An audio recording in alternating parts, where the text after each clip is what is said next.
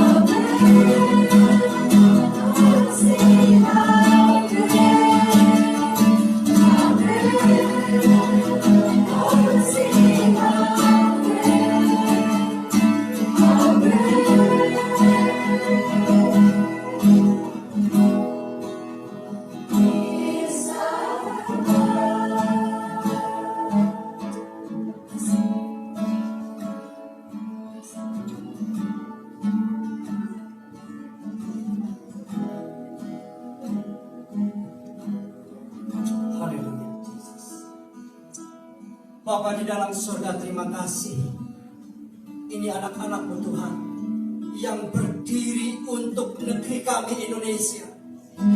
Bapa di dalam surga, di dalam nama Yesus, Engkau yang mengetahui isi hati kami masing-masing.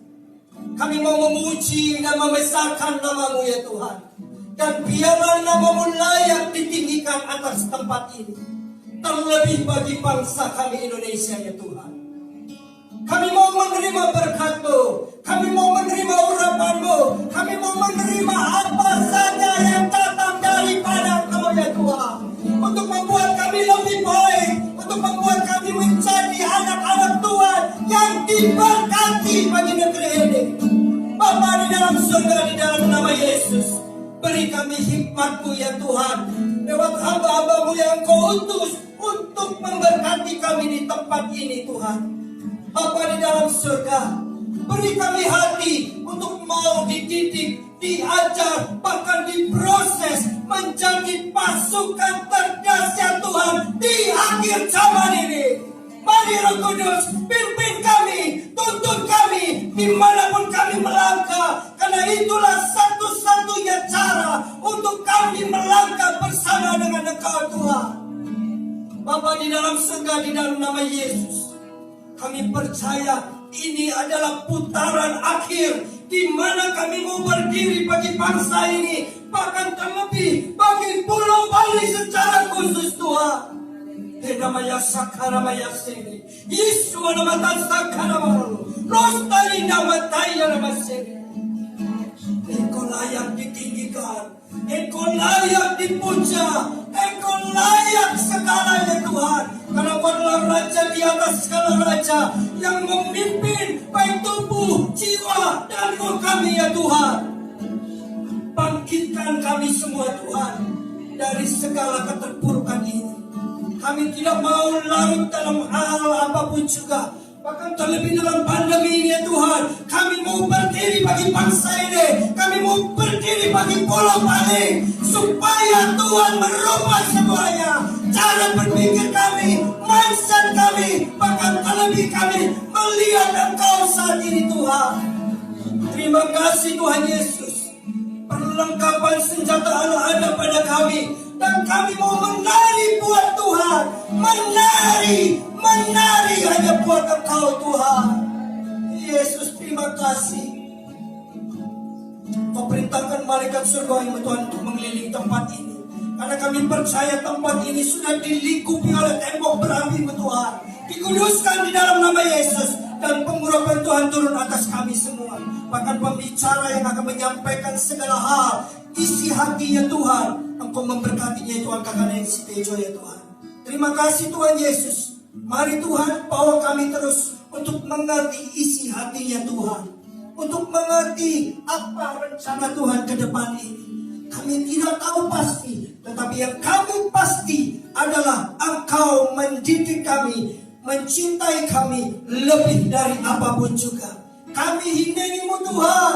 Kami mau finish strong, karena itulah destiny kami sampai akhir zaman ini Tuhan. Tangkap kami satu persatu Tuhan, untuk mengetahui isi hati-Mu Tuhan. Terima kasih Tuhan Yesus, terima kasih. Hanya di dalam nama Bapa, Putra, dan Roh Kudus, di dalam nama Yesus, Tuhan dan Juru Selamat kami. Haleluya. Mari kita yang percaya sama-sama katakan amin. Silakan duduk. Shalom buat semuanya. Apa kabar hari ini? Luar biasa dahsyat tentunya bagi para anak-anak Tuhan, terutama para penari-penari profetik, harus tetap semangat dalam Tuhan. Amin. Iya. Hari ini kita kedatangan tamu dari Kakak Nancy Tejo, dan saya persilakan untuk hambanya untuk berbicara lebih banyak, dan ini menjadi berkat buat kita di malam hari ini. Haleluya. Saya persilakan Kak.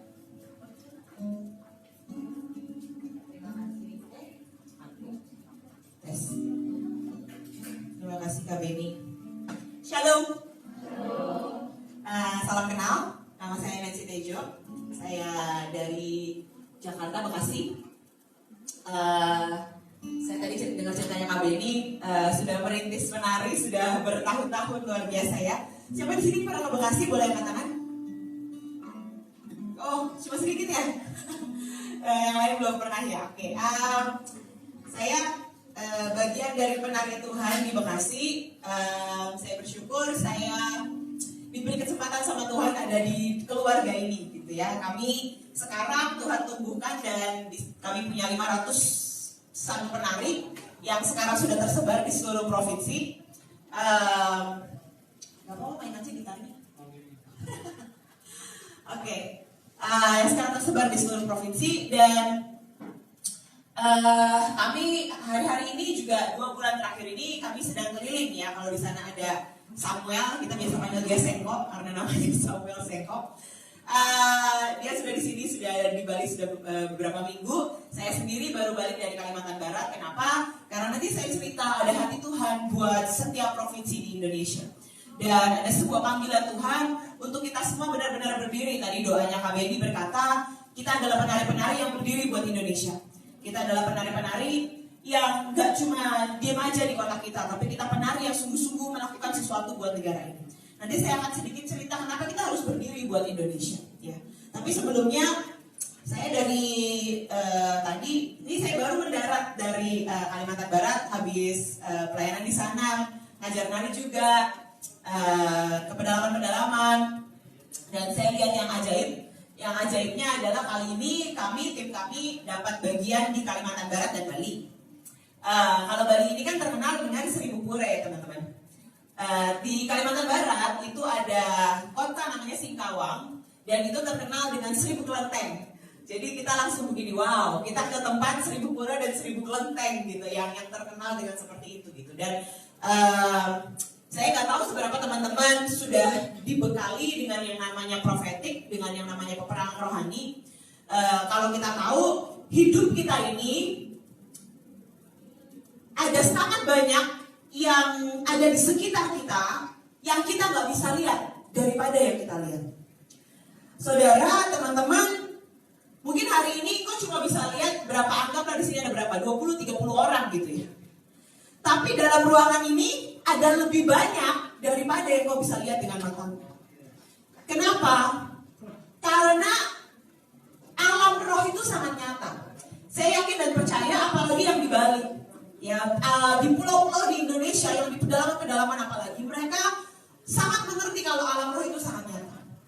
Kenapa? Karena banyak dari mereka main dengan kuasa kegelapan, dengan dukun, dengan tradisi, punya ilmu dan lain sebagainya.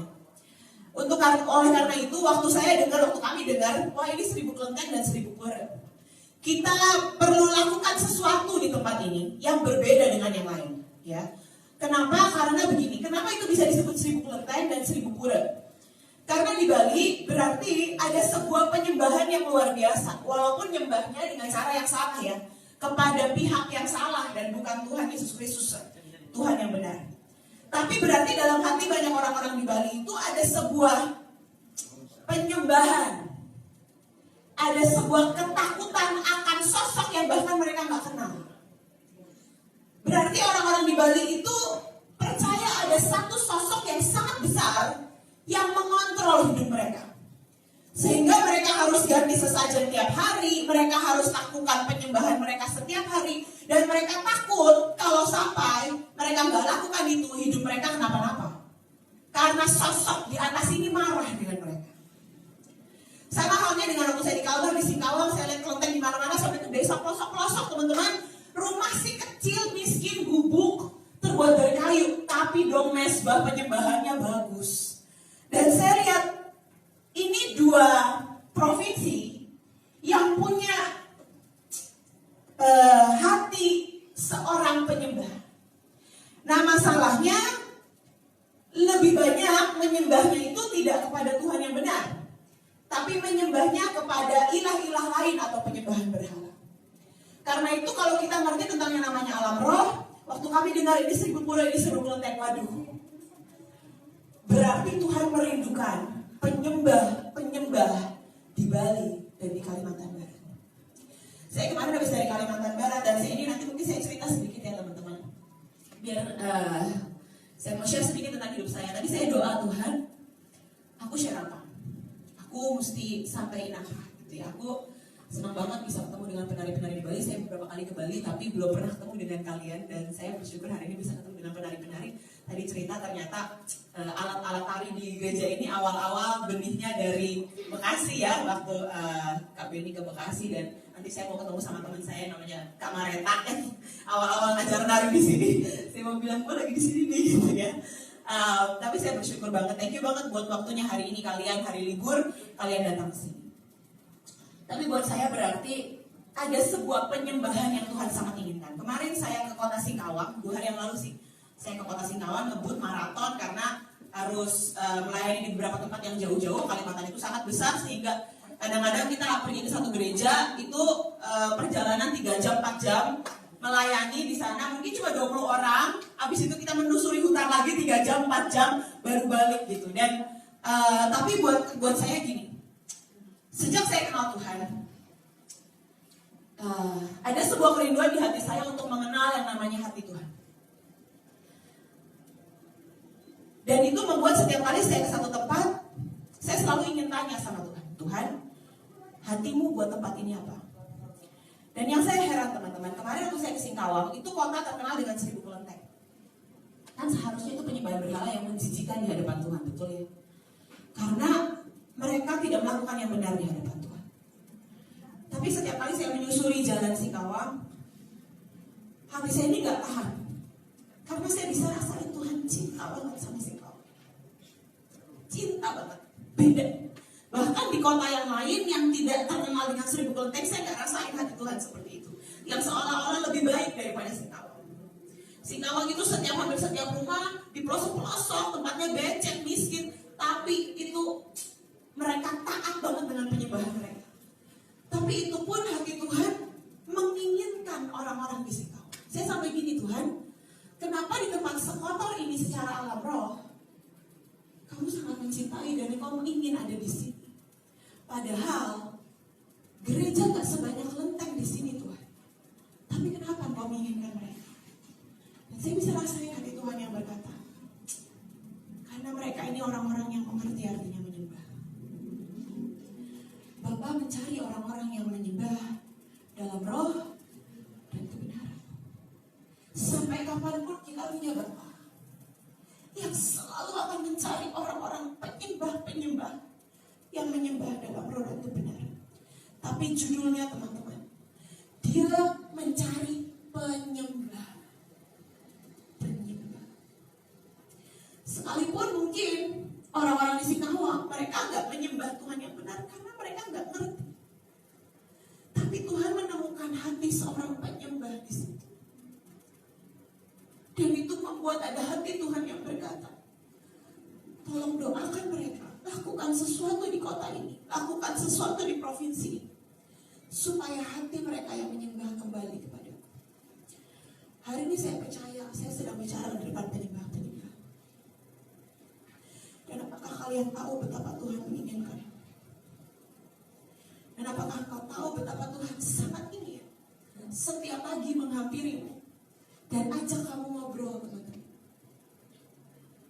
Dan apakah kamu tahu setiap malam sebelum kamu tidur, dia tungguin kamu supaya kamu ajak dia bicara?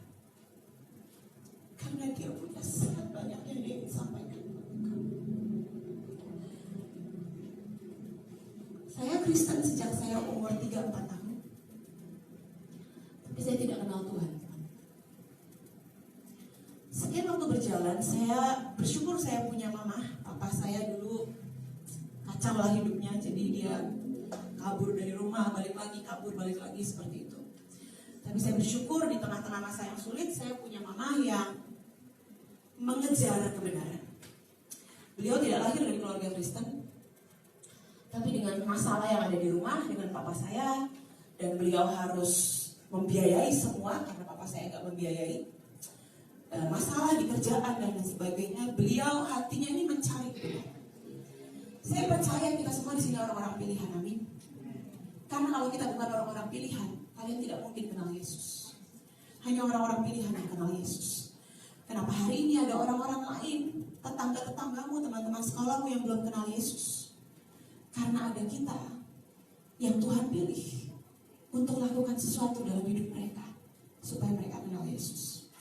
Sehingga cerita hari itu mama saya mengejar kebenaran, beliau pergi ke segala macam, ke Katolik dia pergi, ke Buddha dia pergi, segala macam dia pergi, sampai kitab Al-Quran dia baca, semua dia pergi. Dan dia nggak menemukan damai sejahtera dalam hatinya. Satu hari dia ngotot pergi, baru bisa belajar mobil, ngotot nyetir sendiri dengan takut-takut, tapi dia udah nggak tahan, dia mau pergi ke satu gereja yang hamba Tuhannya dia pernah kenal dulu. Dia datang ke sana, begitu dia datang ke sana, dia ikut ibadah, dia langsung nangis, nggak tahan, dan di hatinya langsung berkata seperti ini. Inilah yang aku cari bertahun-tahun dalam hidupku. Kenapa aku baru temukan hari ini? Dan sejak hari itu beliau kejar Tuhan mati-matian. Kalau dia bisa makan itu Alkitab, dia makan itu Alkitab. Dia pelayanan setiap hari, dia cari ibadah dimanapun setiap hari, dan dia lakukan itu. Impactnya, dampaknya ke anak-anaknya juga. Dampaknya apa teman-teman? Saya dipaksa baca Alkitab setiap hari sama mama saya. Kalau beliau pulang kerja, karena beliau harus kerja dari pagi sampai malam. Kalau beliau pulang kerja malam dan beliau menemukan kami tidak membaca Alkitab, maka kami dimarahin teman-teman. Jadi seringkali waktu saya kecil, setiap hari saya baca Alkitab karena saya takut dimarahin mama saya. Itu pun seringnya bohong-bohong. Saya nggak tahu di sini ada yang pernah kayak saya nggak. Jadi mama saya kan kasih target baca Alkitab 3 pasal setiap hari itu ya. Terus naik 4 pasal, 5 pasal, 6 pasal. Baca Alkitab 3 pasal setiap hari. Terus mama saya udah mau pulang kerja, nih saya udah lihat jam. Bentar lagi dia udah mau pulang. Saya bacalah. Misalnya saya lagi baca Keluaran 1 sampai 3 gitu ya. Saya baca Keluaran 1 ayat 1 dan 2 dan Keluaran 3 ayat terakhir. Lalu saya bilang sama mama saya udah baca. Hari-hari itu kira-kira ada hari-hari seperti itulah yang saya lakukan. Tapi mama saya mulai paksa kami baca Alkitab. Dulu saya nggak suka. Tapi sampai satu hari saya kelas 9. Saya waktu itu sekolah di sekolah Katolik. Tidak terlalu diajar mengenal Tuhan. Tapi tiba-tiba saya nggak tahu kenapa saya ingat banget jam istirahat. Saya nggak lagi KKR, saya nggak lagi ibadah, saya nggak lagi ada orang yang doain saya, nggak lagi berdoa. Hari itu jam istirahat, tiba-tiba di hati saya keluar pertanyaan seperti ini. Hidup itu buat apa ya? Apa kita hidup lahir, besar, sekolah, kerja, menikah, punya anak, punya cucu, kerja, meninggal, masuk surga, that's it. Dan saya mulai memikirkan tentang yang namanya lingkaran kehidupan kelas 9, 3 SMP. Mulai mikir, dan saya mulai gini, hidup tuh buat apa ya? Kalau hidup cuma begitu aja, bosanin banget. Datar banget ya jadi hidup itu. Apakah semua orang harus ngalamin siklus yang sama? Dan hari itu, saya sudah Kristen, tapi saya gak pernah ajak bicara Tuhan, jarang sekali. Hari itu di jam istirahat, cuma di dalam hati, saya gak berdoa juga, saya gak buka Alkitab. Di kelas saya, teman-teman saya lagi ngobrol-ngobrol, saya gak ingat lah mereka lagi ngapain. Jadi saya bilang gini, Tuhan, hidup itu sebenarnya adalah kalau engkau sungguh-sungguh ada, bolehkah engkau temui aku? Karena aku tahu dari mana kalau aku sungguh ada. Saya udah Kristen loh teman-teman. Tapi hari itu ada sesuatu di hati saya yang berkata, kalau engkau sungguh ada, tolong temui saya. Kalau engkau nyata, aku bisa rasakan engkau sentuh seperti orang nyata. Coba temanmu sentuh, kita lagi gak boleh sentuh ya teman-teman ya. Kalau pas lagi boleh sentuh, temanmu sentuh kamu pasti rasakan. Kalau Tuhan itu nyata. Hari itu pikiran saya simpel sih. Kalau Tuhan nyata, berarti Tuhan bisa sentuh saya. Hari itu saya cuma berkata seperti itu, Tuhan, saya gak mau kenal engkau dari kata orang. Saya gak mau kenal engkau dari kata Bapak Pendeta, saya gak mau kenal engkau dari kata yang saya baca, saya gak mau kenal engkau dari kata ibu saya. Saya mau kenal engkau karena saya ketemu sendiri dengan engkau. Karena orang yang nyata bisa dirasakan. Waktu berlalu begitu saja, apakah terjadi sesuatu? Enggak. Berbulan-bulan, bertahun-tahun enggak terjadi sesuatu teman-teman. Satu hari saya mulai mau daftar masuk SMA. Hari itu saya di sekolah Katolik, saya mulai belajar berurusan sama Tuhan. Apakah hari itu Tuhan sudah menjawab doa saya? Jam istirahat itu belum. Tapi saya mulai berurusan sama Tuhan dan saya bilang gini, Tuhan, Aku mau cari sekolah Kristen lah. Aku pengen ketemu orang yang aku bisa ajak sharing bareng. Karena entah bagaimana, dan saya tahu itu roh Tuhan yang sedang melakukan sesuatu di hati saya hari itu, yang namanya Roh Kudus. Dan Roh Kudus itu terus mengejar hati saya hari itu, teman-teman. Bulan-bulan itu gak berhenti, saya tuh kayak orang dikejar dan begini. Gue pengen tahu Tuhan itu siapa. Tuhan itu siapa. Dengan catatan saya gereja loh setiap minggu. Saya pelayanan loh teman-teman. Tapi ada sesuatu di hati yang berkata, aku gak puas. Aku belum kenal Tuhan. Tuhan itu siapa.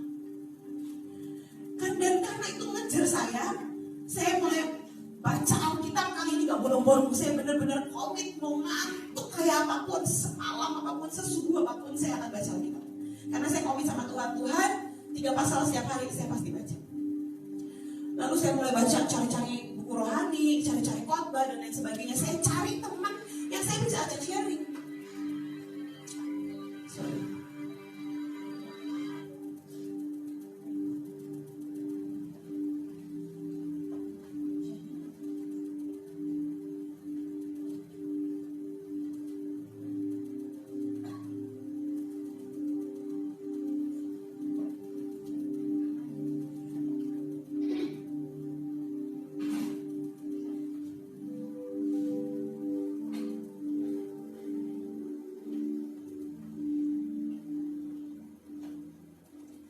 Saya cari teman yang saya bisa ajak sharing.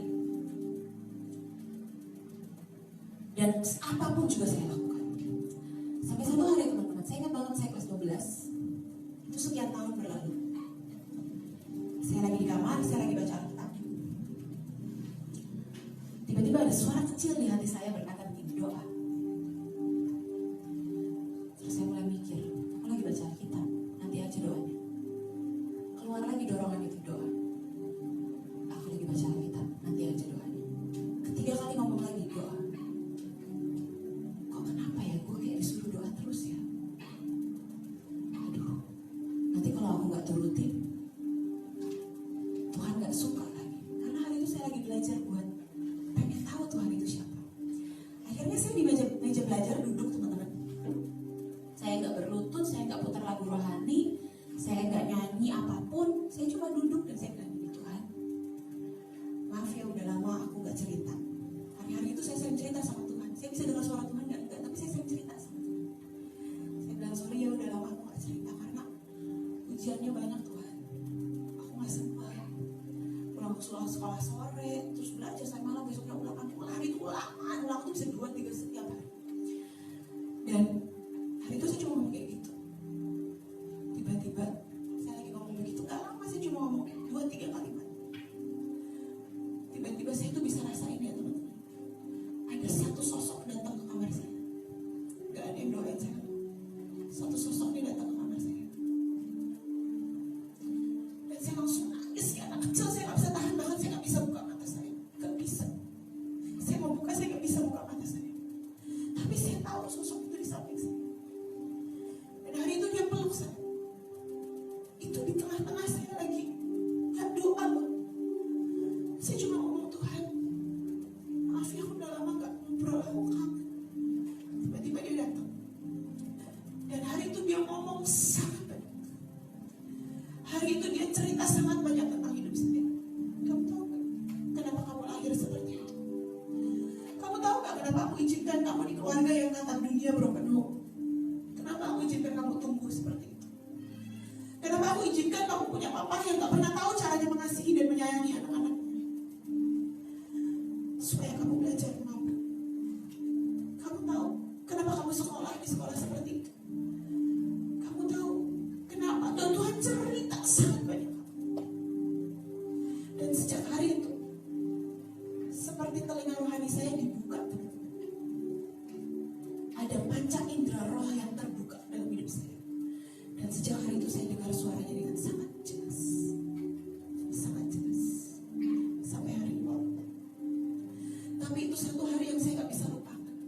Hari itu saya gak ngerti apa itu dan kenapa dia datang. Tapi yang saya bisa rasain, saya cuma rasain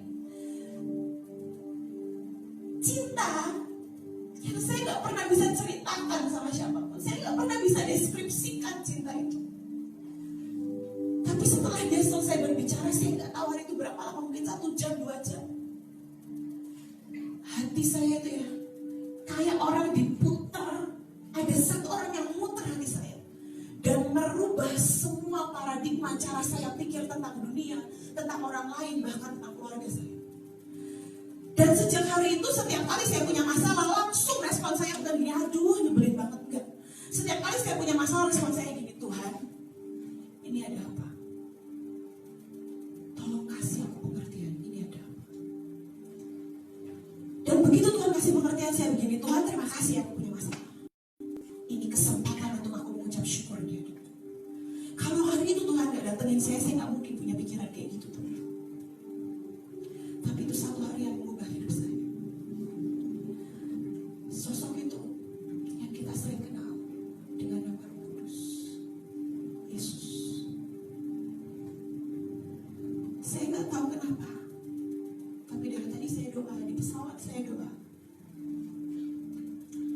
Dan Tuhan itu bilang, aku ingin jalan dengan setiap dari kalian di tempat ini.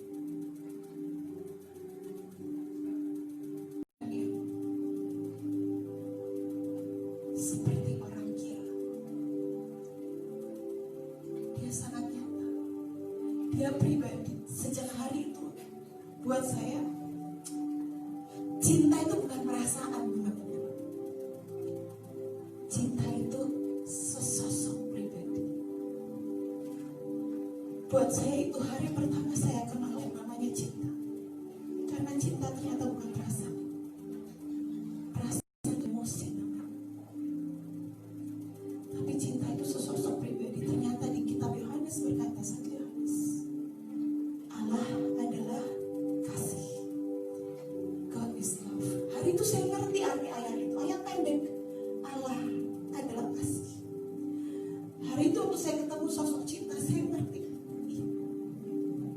Kenapa ayatnya bilang Allah adalah kasih? Karena cinta itu pribadi. Yang bisa kamu rasa, kamu ajak ngobrol, kamu tatap, kamu sentuh, dan kamu gali hatinya. Saya nggak tahu bagaimana dengan kehidupan pribadi kalian masing-masing. Tapi apakah setiap hari dalam hidupmu engkau ajak dia bicara?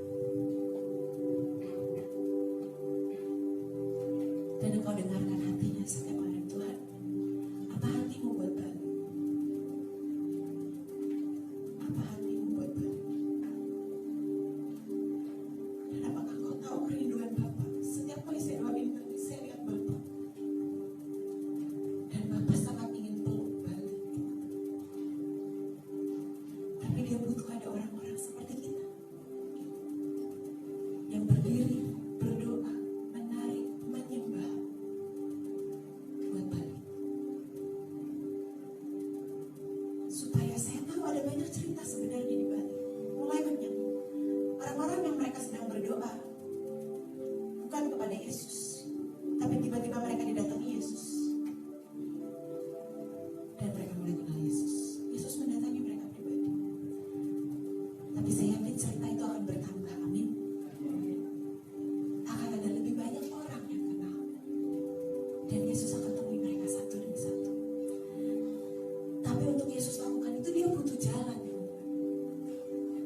Supaya dia bisa jalan dan temui orang-orang itu. Kenapa sih? Dia kan Allah yang maha kuasa, dia bisa lakukan apapun yang dia mau. Iya betul. Tapi waktu dia menciptakan manusia, dia punya tujuan. Salah satu tujuannya adalah dia mau kerja sama manusia. Tuhan kita itu bukan Tuhan yang individualis. Dia gak pernah pengen sendiri. Makanya kenapa Tuhan itu 3 tapi 1. Bapa, Yesus, dan Roh Kudus. Kenapa? Karena dia gak pernah mau sendiri. Kenapa Tuhan sangat benci social distancing yang sedang hari ini terjadi? Saya boleh katakan Tuhan sangat benci. Kenapa teman-teman? Tuhan gak suka ada jarak antara kita dengan Tuhan. Dengan alasan apapun. Saya mau tanya nih sama teman-teman. Engkau pasti baca Alkitab, betul? Engkau pernah baca kisah Yesus? Saya di sini sudah baca kisah Yesus? Boleh katakan? Oke. Teman-teman, Yesus ada orang kusta. Saya mau tanya, dia jauhin apa dia deketin? Deketin. Kusta penyakit menular bukan? Menular. Bisa disembuhkan? Menurut kedokteran bisa disembuhkan? Tidak bisa. Kenapa Yesus deketin orang kusta? Buat apa?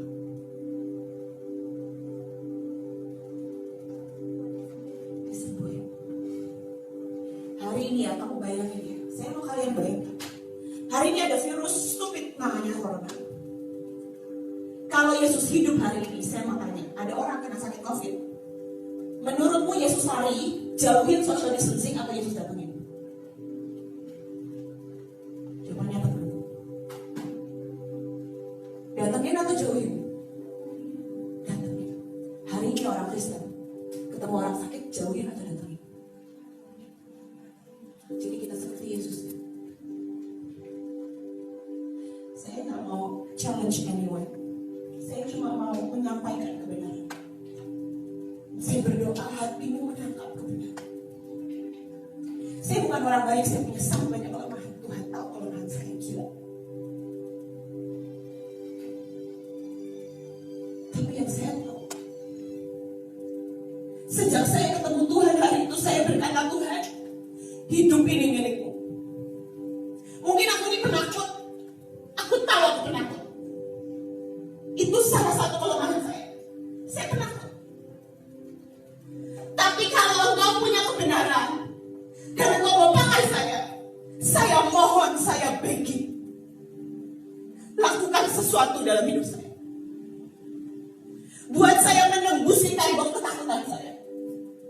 Kalau mau saya pergi ke negeri anak berantah, yang saya takut karena saya gak kenal siapa-siapa, karena Tuhan suruh saya injil di negeri anak berantah. Saya pernah Tuhan suruh pergi ke Nepal, negeri paling ujung dekat gunung tertinggi namanya Himalaya.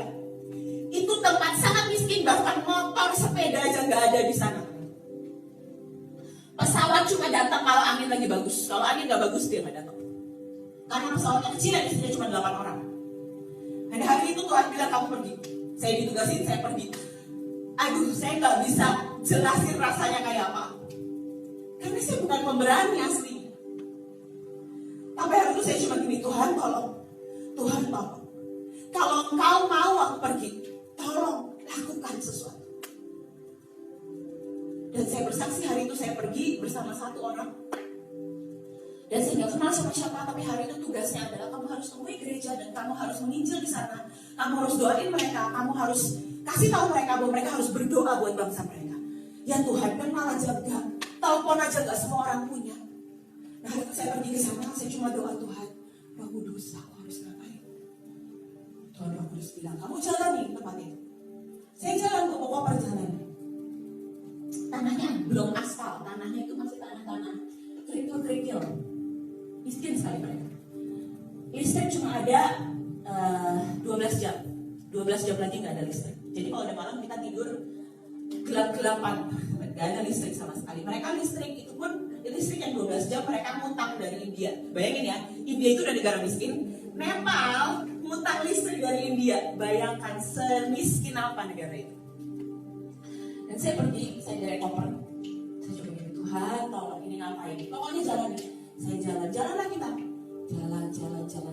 Mereka nggak ngerti bahasa kita kan. Jadi kalau kita tanya, di sini ada tempat tinggi nggak? Ada gunung nggak? Gitu ya, walaupun kita pakai bahasa Inggris mereka nggak ngerti. Sampai satu hari kita satu titik kita sampai kayak di sebuah bukit kecil. Lalu saya mulai doa di situ. Karena Tuhan bilang berhenti di sini dan doa. Saya berhenti dan saya doa. Waktu saya doa, tiba-tiba ada satu orang yang nyamperin kita. Dan dia ngomong, hai, kalian dari mana? Ternyata dia bisa ngomong bahasa Inggris. Kami dari Indonesia. Oh, ngapain kalian di sini mau mendaki gunung? Bukan, kami bukan mau mendaki gunung. Kami mau cari gereja. Kamu tahu ada gereja di sini? Oh, tetangga saya pendeta. Hah, yang benar?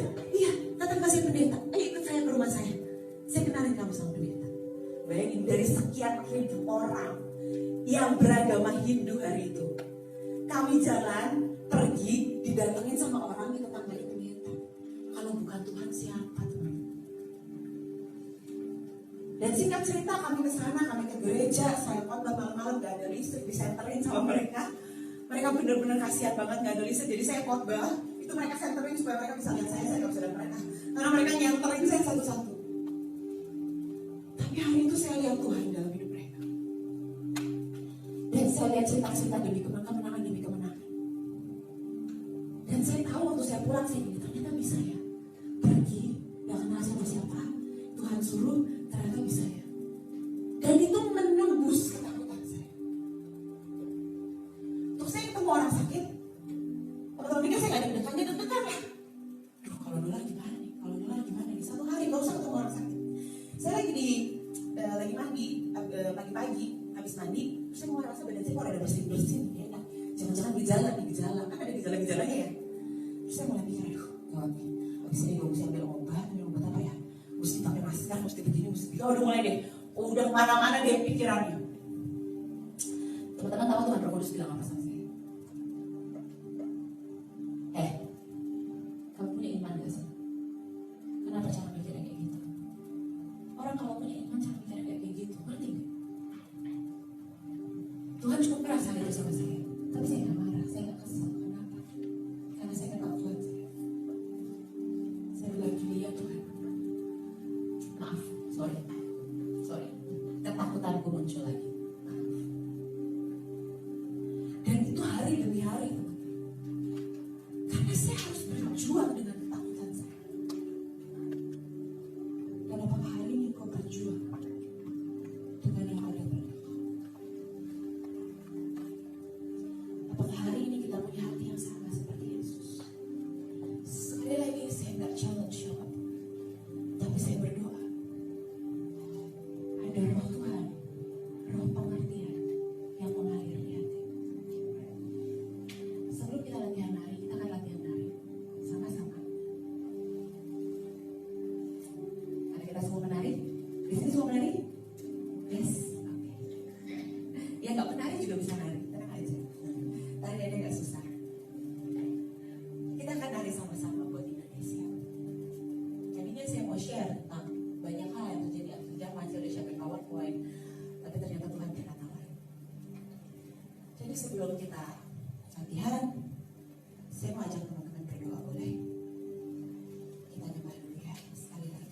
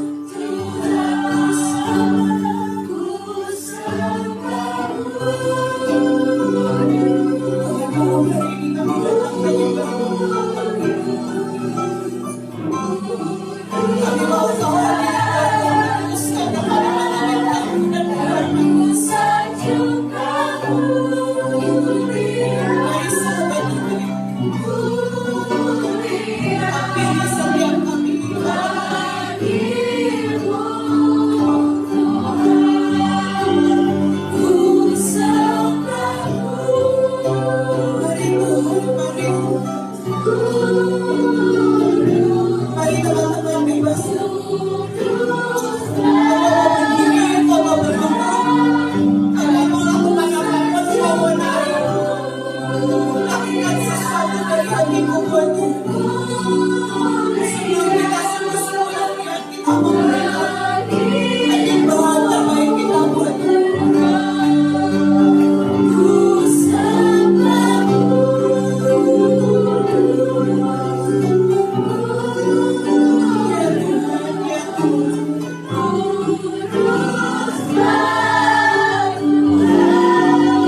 Dan ku sanjung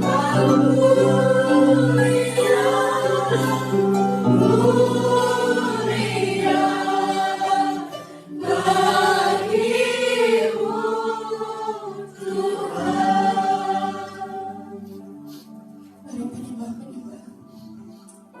Saya tahu Roh Kudus itu mau lakukan sesuatu malam hari ini.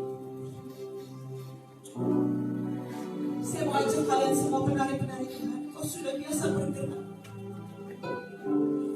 Hari ini mari dengarkan dorongan kecil itu di hatimu. Kalau suara itu katakan berlutut, nah, kamu berlutut. Kalau suara itu bilang berdiri, nah, kamu berdiri. Kalau suara itu bilang angkat tanganmu tinggi-tinggi. Kalau suara itu bilang nari, nah di samping. Atau kamu mau ke depan, terserah lakukan yang kau mau. Atau kau mau nari di belakang, lakukan apa. Tapi mari dengarkan suara kecil itu di hatimu. Izinkan dia bicara. Izinkan dia menghampirimu Tuhan. Izinkan kerinduan yang besar terhadap engkau satu demi satu hari ini. Dia bisa sungguh-sungguh bertemu dengan engkau. Jangan cuekin Roh Kudus. Jangan cuekin orang terbaik, pribadi terbaik yang pernah hadir dalam hidupmu. Dengan